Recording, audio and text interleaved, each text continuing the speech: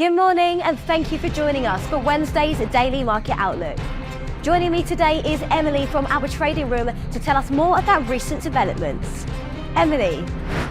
Trump Media and Technology Group, the company that owns US President Donald Trump's Truth Social platform and is partially owned by the president, confirmed a $2.5 billion capital raise to purchase Bitcoin after denying earlier reports of the deal. Tesla's sales in Europe fell 49% in April from a year earlier, even though battery electric car sales rose 27.8%, as the US EV maker's upgrade of its Model Y shows little sign of reviving the brand's fortunes in the region. Oil prices settled lower as investors worried about a supply glut after Iranian and US delegations made progress in their talks, and on expectations that OPEC Plus will decide to increase output at a meeting this week.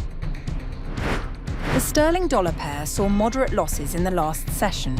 The ROC is giving a negative signal. The Bitcoin dollar pair edged higher in the last session.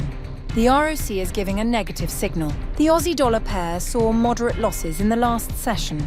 The RSI is giving a positive signal. The dollar-yen pair skyrocketed in the last session. The stochastic RSI is in overbought territory. The economic calendar for the upcoming days promises to be busy and full of crucial updates.